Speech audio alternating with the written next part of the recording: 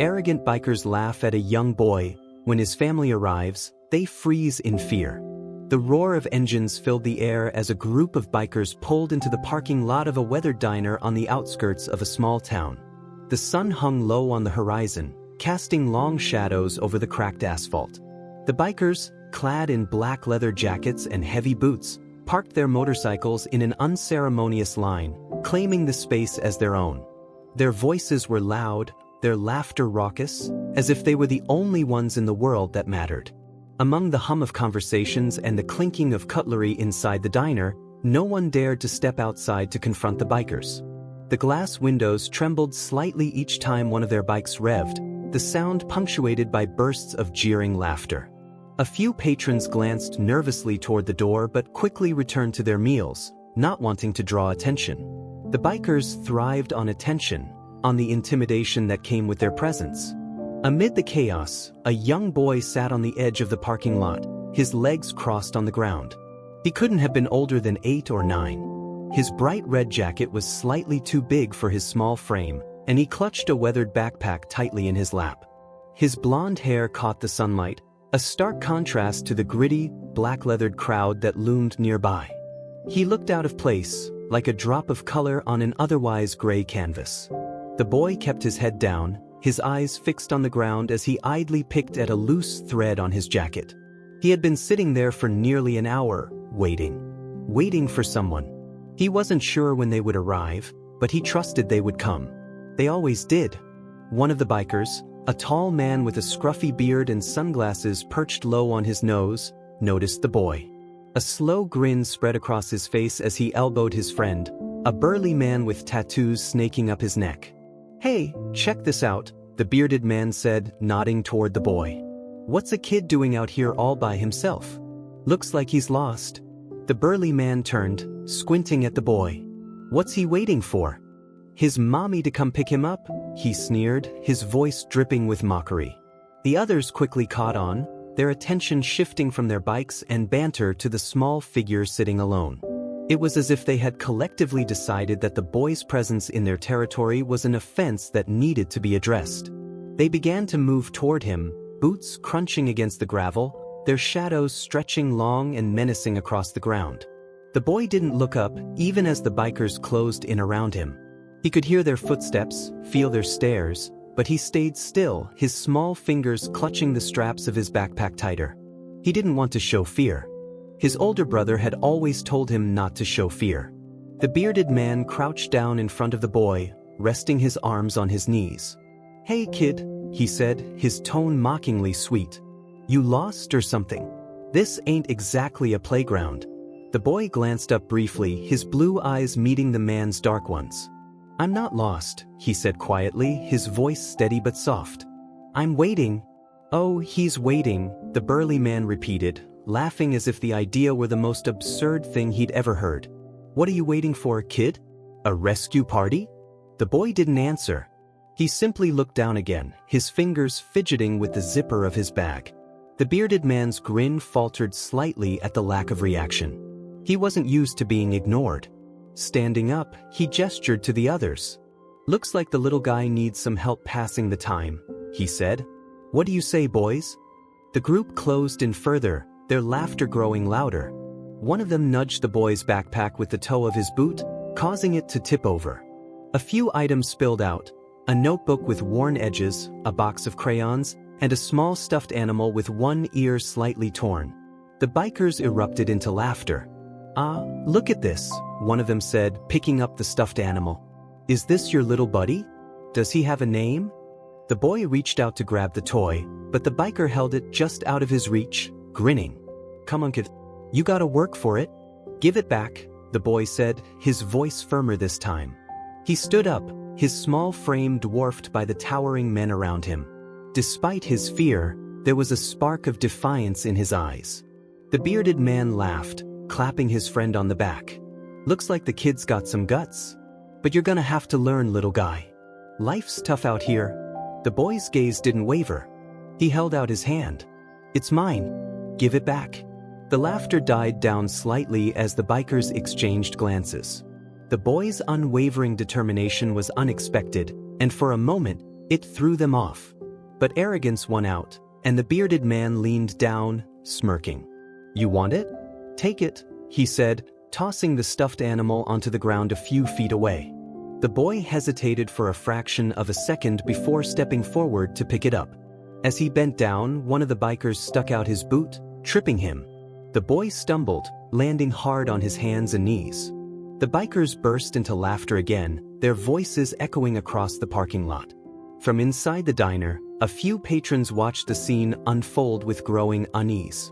A waitress hesitated near the window, her hands clutching a tray. "Shouldn't someone stop them?" she murmured to the man sitting at the counter. The man shook his head, his expression grim. "You don't mess with guys like that. It'll just make things worse." Outside, the boy pushed himself back up, brushing the dirt off his hands. He picked up his stuffed animal, cradling it protectively. His knuckles were scraped, but he didn't cry. He refused to cry. The bearded man crossed his arms, his grin widening. "You're a tough little guy, aren't you? I'll give you that. But you should have stayed home. This isn't a place for kids." The boy looked up at him, his expression calm despite the tears threatening to well up in his eyes. "I'm not alone," he said quietly. "They'll be here soon." The words hung in the air, cutting through the laughter. For a moment, the bikers were silent, their grins faltering as they exchanged uncertain glances. But the bearded man quickly shook it off, his arrogance returning. "Oh yeah? And who's they? Your imaginary friends?" The boy didn't answer. He simply held onto his stuffed animal and looked toward the road, his eyes filled with quiet anticipation. The boy's quiet confidence unsettled the bikers, though none of them were willing to admit it. Their laughter resumed, but it felt forced now, as though they were trying to mask the unease creeping into the edges of their bravado. The bearded man, unwilling to let the boy's calm demeanor get the better of him, crouched down again, bringing himself closer to the boy's eye level. "You really think someone's coming for you?" he asked, his tone dripping with mockery. "You think we're scared of your little rescue team, huh?" The boy didn't flinch. His hands clutched the stuffed animal tighter, and he met the man's gaze. "You should be," he said simply. The man's smirk faltered, just for a second, but it was enough for the boy to notice. Before the biker could respond, one of his companions spoke up from behind him. "Come on, let's just leave the kid," the burly man said, sounding slightly less confident than before. "He's not worth the trouble." But the bearded man didn't move. He felt the weight of the boy's words hanging in the air, and it gnawed at him. His pride wouldn't let him walk away, not without reasserting his dominance. He straightened up, brushing off his jacket, and turned to face the rest of the group. "What's the matter with you guys?" he said, his voice louder now, as though to compensate for his earlier hesitation. "It's just a kid. What, you think he's got an army hiding around the corner or something?" The group laughed nervously, but the unease lingered. The boy's gaze remained fixed on the road, his expression calm but unyielding. He didn't need to say anything more. His silence spoke volumes, and it made the bikers feel strangely exposed, as though they were being watched. The bearded man shook his head, trying to shake off the strange feeling. He turned back to the boy, his grin returning. "Tell you what," he said. "Why don't you call your friends? Let's see what they're made of." "Go on, kid. We'll wait." The boy didn't move. He didn't even blink. He just stood there, holding his stuffed animal, his eyes unwavering. The bikers shifted uncomfortably, the silence stretching longer than any of them liked. Inside the diner, the tension was palpable. The waitress who had spoken earlier stood frozen near the window, her tray balanced precariously on one hand. She glanced back at the man at the counter, her voice barely above a whisper. "Someone has to do something. He's just a kid." The man sighed, his shoulders slumping. "Yeah, but you know how these things go. You step in, and suddenly you're the one in trouble. Best to just let it play out?" Another customer, a woman sitting near the door, chimed in. "Maybe the kid's family really is coming. You saw how sure he looked. He doesn't seem scared." The waitress frowned, her gaze returning to the scene outside. The boy's calm demeanor was indeed unusual. Most kids his age would have been crying or begging for help by now, but he stood firm, his small frame radiating a quiet strength that seemed out of place for someone so young. Outside, the bearded man grew impatient. He stepped closer to the boy, his shadow looming over him. "What's the matter, kid? Cat got your tongue? Or are you just too scared to admit you're all alone?" The boy finally moved, tilting his head slightly to look up at the man. "I'm not scared," he said, his voice steady. "You should be." The words hit like a punch, and for a moment, the bearded man froze. There was something unsettling about the boy's confidence, something that made him feel small despite his size and strength. But he quickly pushed the feeling aside, laughing to cover his discomfort. "Big talk for a little guy," he said, though his voice lacked its earlier conviction. He glanced over his shoulder at the others, as if seeking validation. "You hear that? He thinks we're scared of him." The group chuckled nervously, their laughter echoing hollowly in the open parking lot. But their unease was growing, and it showed in the way they avoided meeting the boy's gaze. One of them, a younger man with a shaved head, muttered under his breath, "Maybe we should just go. This is starting to feel..." The bearded man spun around to face him, his irritation bubbling to the surface. "Off? What's off about it? It's a kid sitting in a parking lot. You scared of a little boy, huh?" The younger man didn't respond, but his discomfort was written all over his face. He glanced at the road, half expecting someone to appear at any moment. The bearded man turned back to the boy, determined to reassert control over the situation. "All right, kid," he said, crossing his arms. "You've got guts, I'll give you that. But guts won't save you if no one shows up. And from the looks of it, you're running out of time." The boy didn't respond. He simply shifted his weight slightly, adjusting his grip on the stuffed animal. His gaze remained fixed on the road, unyielding and calm. The bearded man felt a flicker of doubt creep into his chest, but he quickly smothered it. He wasn't about to let some kid get the better of him. Inside the diner, the tension reached a boiling point. The waitress set her tray down on the counter, her hands shaking slightly. "I'm going out there," she said, her voice firm despite the fear in her eyes. The man at the counter grabbed her arm, stopping her. "Oh, you'll only make it worse." She shook her head, pulling her arm free. "He's just a kid. Someone has to stand up for him." The man sighed but didn't stop her as she pushed open the door and stepped outside. The bell above the door jingled faintly, drawing the attention of the bikers. They turned to look at her, their expressions a mixture of surprise and annoyance. "Hey," she called out, her voice wavering slightly but growing stronger as she continued. "Why don't you leave him alone? He's not bothering anyone." The bearded man raised an eyebrow, his grin returning. "And what are you gonna do about it, sweetheart? Call the cops? Go ahead. We'll be long gone before they show up." The waitress hesitated, her courage faltering under the weight of their stares. But she stood her ground, her hands clenched into fists at her sides.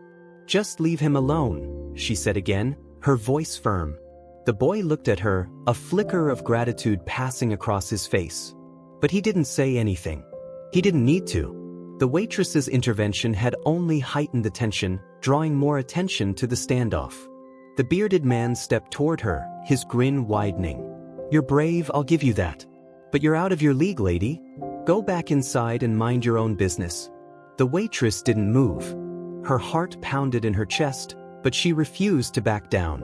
"I'm not going anywhere," she said. "Not until you leave him alone." The bearded man's grin faltered for the briefest of moments, but he quickly recovered, laughing as he turned back to the boy. "Looks like you've got yourself a guardian angel, kid. Too bad she doesn't realize she's just made things worse." The tension in the air was almost tangible now, pressing down on everyone in the parking lot. The boy remained silent, his gaze shifting slightly as he caught sight of something in the distance. A faint smile tugged at the corners of his mouth. The faint smile on the boy's face didn't go unnoticed by the bikers. The bearded man turned back to him, his own expression twisting into a scowl. "What's so funny, huh?" he demanded, stepping closer. "You think this is some kind of joke?" The boy's gaze drifted from the road back to the bearded man, calm and steady as ever. He didn't answer. He didn't need to. His silence spoke louder than any words could, and it was beginning to unnerve the group more than they cared to admit. The waitress, emboldened by the boy's quiet resilience, took a step forward, placing herself slightly between him and the bearded man. "I don't know what your problem is," she said, her voice gaining strength.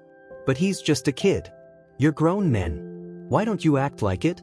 The group of bikers exchanged glances, their bravado wavering for a moment. But the bearded man wasn't ready to back down. His pride had been wounded, and he wasn't about to let some kid or a diner waitress make him look weak in front of his crew. He turned toward the waitress, his smile thin and humorless. "You're awful brave for someone who doesn't know when to mind their own business," he said, his voice low and threatening. "Why don't you run along now before you regret it?" The waitress didn't flinch, though her hands trembled slightly at her sides. "Why don't you?" she shot back, surprising even herself with the defiance in her tone. "You're just a bunch of bullies. Picking on a little boy, does that make you feel tough?" The tension in the parking lot was thick enough to cut with a knife. Even the other bikers seemed unsure of what to do next. The burly man shifted uncomfortably, glancing toward the road where the boy had been looking moments ago. There was no one in sight, but the weight of the boy's earlier words lingered in the air like a storm cloud on the horizon. The bearded man took a step closer to the waitress, towering over her. "You've got a lot of nerve, lady," he said, his voice barely above a growl. "But I'm telling you for the last time, stay out of this." The boy, who had remained silent throughout the exchange, suddenly spoke. His voice was quiet but firm, cutting through the rising tension like a blade. "They're almost here." The bearded man froze, his head snapping toward the boy. "What did you say?" he demanded, his tone laced with both anger and unease.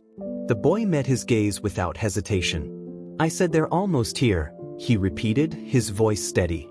"You don't have much time." The bikers looked at one another, their unease growing with each passing second. The burly man stepped forward, his voice lower now, as though he didn't want to be overheard. "Maybe we should just go," he muttered, glancing nervously at the road. "I mean, what if? What if nothing?" the bearded man snapped, cutting him off. "It's a bluff. He's just trying to scare us." But the conviction in his voice was slipping, and everyone could hear it. The boy didn't say anything more. He simply stood there, holding his stuffed animal, his eyes unwavering as they locked onto the bearded man's. The sound of an approaching vehicle broke the silence. It wasn't the rumble of a motorcycle engine but the low, steady growl of a powerful car. The bikers turned as one to look toward the road, their earlier bravado evaporating like mist under the midday sun. A sleek black SUV pulled into the parking lot, its tinted windows glinting ominously in the fading sunlight. The engine purred as it rolled to a stop, the sound vibrating through the air. The bikers stood frozen, their eyes fixed on the vehicle as the doors opened, one after the other. The first to step out was a tall man in a sharp black suit, his movements precise and deliberate. His face was calm, almost unreadable, but there was a quiet intensity in his eyes that made it clear he was not someone to be trifled with. Behind him, two more men exited the vehicle, their imposing frames casting long shadows across the ground. They were dressed similarly, their expressions cold and focused as they surveyed the scene. The boy's face lit up with quiet relief as he saw the first man approach. "Uncle," he said softly, his voice filled with both gratitude and trust. The bikers exchanged uneasy glances, their earlier arrogance quickly being replaced by apprehension. The bearded man, however, wasn't ready to admit defeat. He squared his shoulders, forcing a grin onto his face as he stepped forward to meet the newcomers. Well, he said, his voice loud and mocking. "Looks like the kid's backup finally showed up. What's the matter, boys? Couldn't leave him to fend for himself?" The man in the suit didn't respond immediately. He simply looked at the bearded man, his expression unreadable. The silence stretched, heavy and oppressive, until the bearded man's grin began to falter. "We're just having a little fun," the bearded man continued, his voice less certain now. "No harm done, right?" The man in the suit finally spoke, his voice calm but laced with steel. "Is that what you call this? Fun?"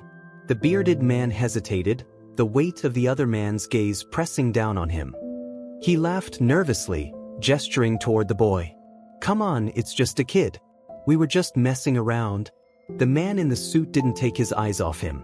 "You're mistaken if you think this is acceptable behavior," he said. "And you're even more mistaken if you think there won't be consequences." The burly man took a step back, his unease evident. Look, we didn't mean anything by it, he said quickly. We'll just leave. No need to make a big deal out of this. The man in the suit's gaze shifted to him, and he inclined his head slightly. Leaving is a good start, he said. But you're not going anywhere until you've apologized. The bearded man bristled, his pride flaring. Apologize? To that kid? Yes, the man in the suit said simply, his tone brooking no argument. And to the lady who had to stand up to you in his place? The bikers hesitated, their discomfort growing as the tension in the parking lot reached its breaking point. The younger man with the shaved head was the first to move, stepping forward and mumbling a quiet apology to the boy and the waitress.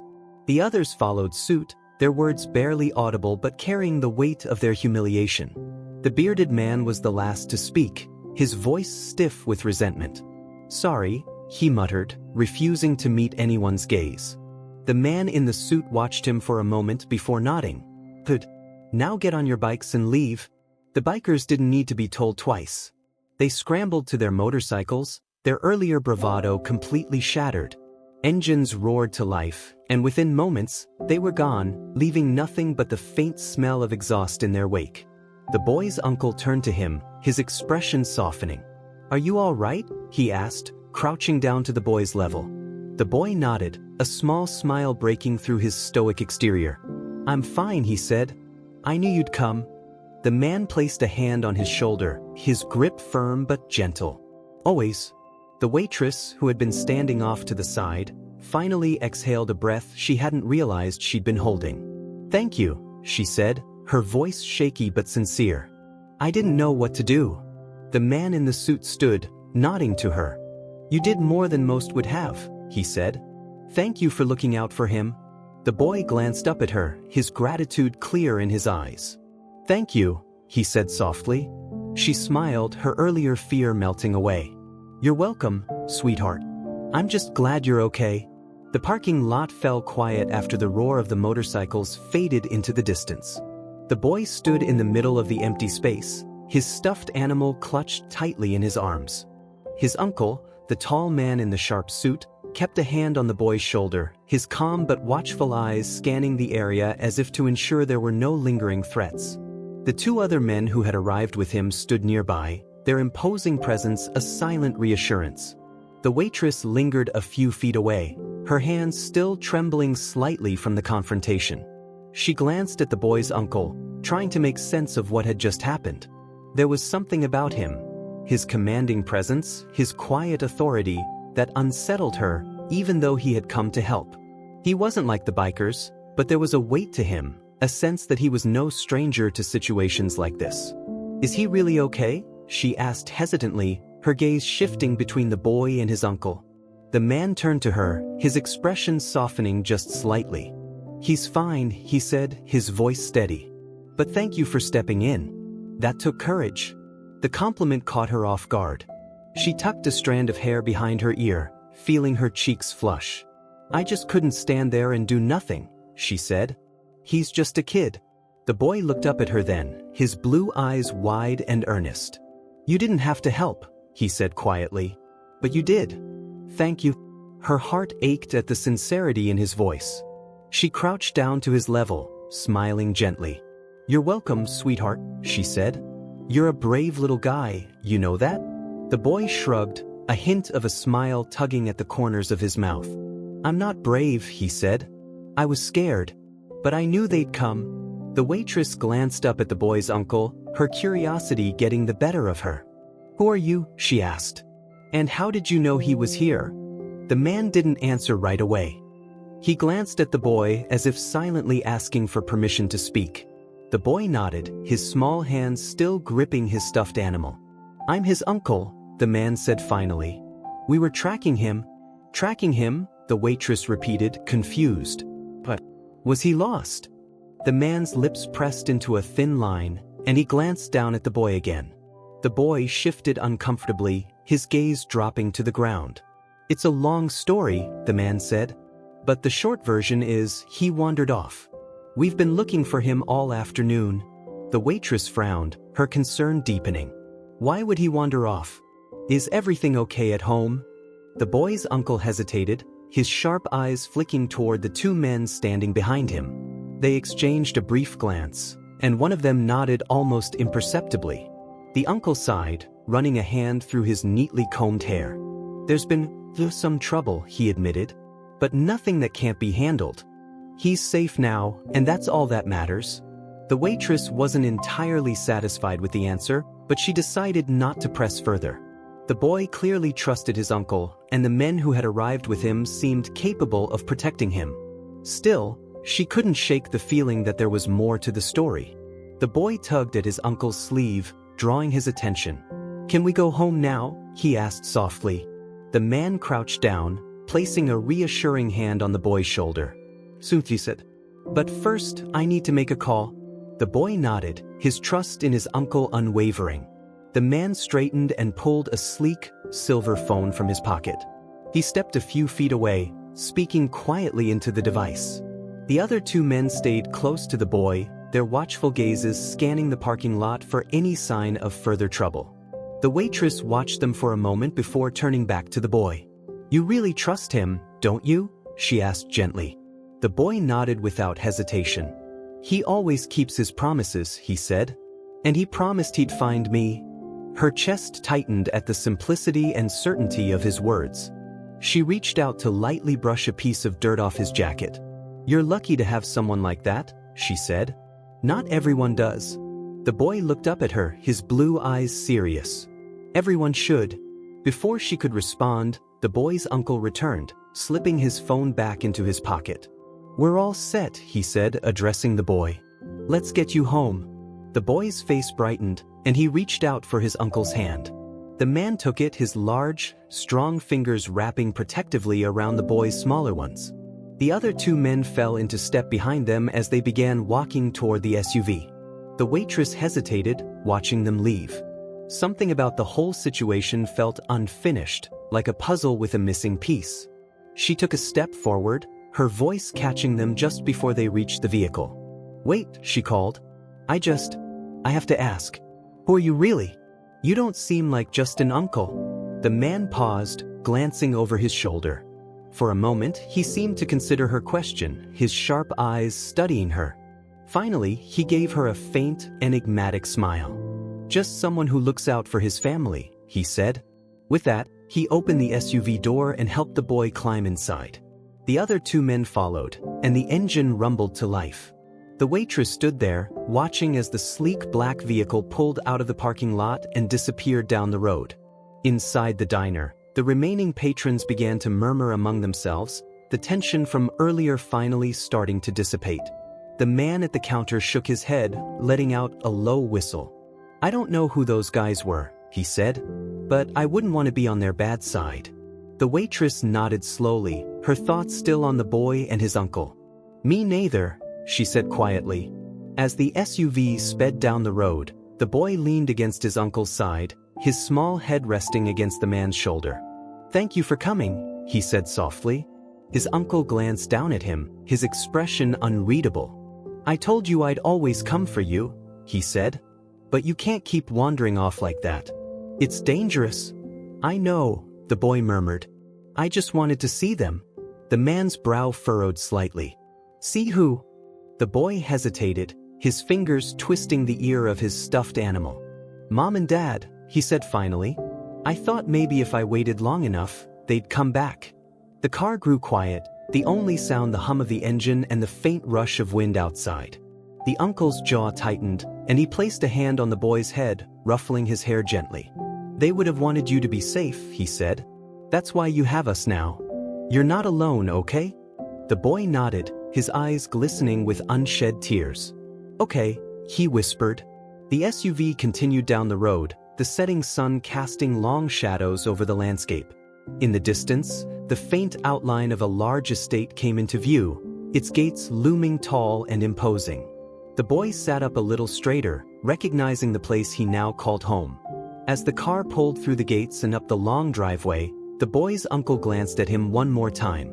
"Remember what I said?" he told him. "You're part of this family now. And family protects each other." The boy smiled, a small but genuine expression that lit up his face. "I know," he said. And for the first time that day, he truly believed it. The SUV glided to a stop in front of the grand estate, its towering columns and sprawling gardens bathed in the soft glow of twilight. The boy's uncle stepped out first, his polished shoes clicking against the cobblestones as he moved to open the door for the boy. The two men who had accompanied them stayed near the car, scanning the perimeter with practiced vigilance. The boy climbed out, clutching his stuffed animal tightly as he gazed up at the house. It still didn't feel like home, even though he'd been living there for months. It was too big, too quiet, and filled with people who spoke in hushed tones and seemed to disappear as quickly as they appeared. But his uncle had told him this was where he would be safe, and for now, that was enough. "Come on," his uncle said, placing a hand on the boy's shoulder. "Let's get you inside." The boy followed him up the wide stone steps, his small feet dragging slightly. The door opened before they reached it, a woman in a crisp black uniform stepping aside to let them in. She greeted the boy's uncle with a nod, her expression composed but warm. "Everything is ready, sir," she said. "Dinner will be served shortly." "Thank you, Clara," the uncle replied. He glanced down at the boy. "Why don't you go wash up? I'll join you in the dining room in a few minutes." The boy nodded, shuffling off down the long hallway toward the bathroom.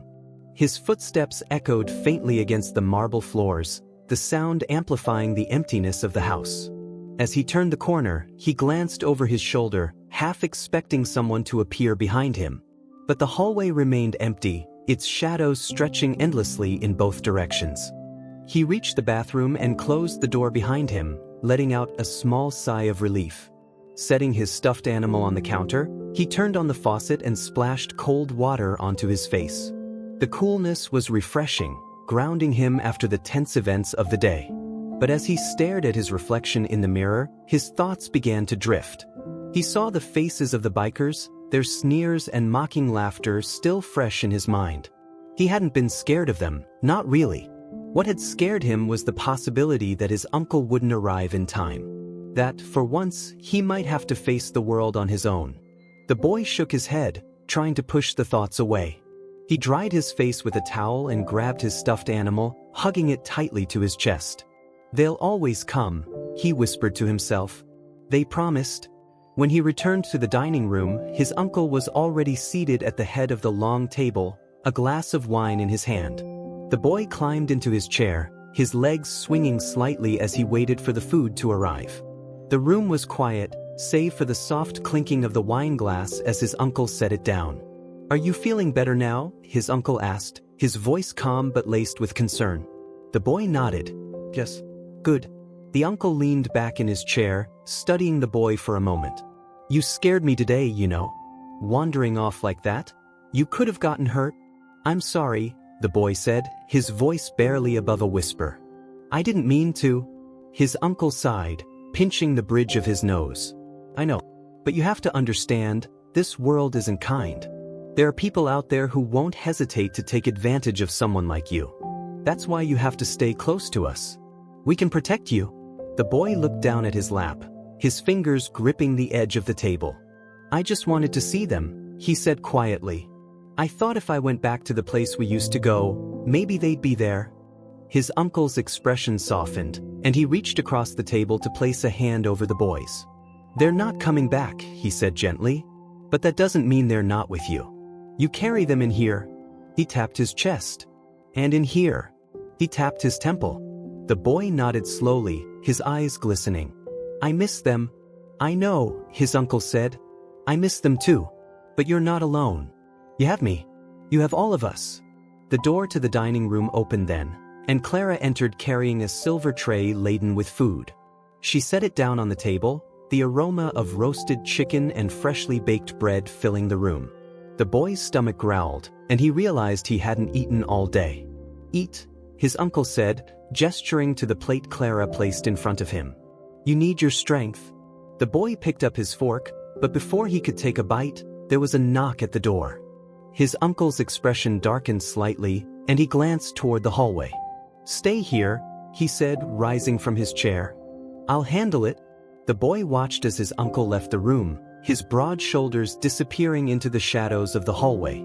He glanced at Clara, who offered him a reassuring smile, but it did little to ease the knot of unease forming in his chest.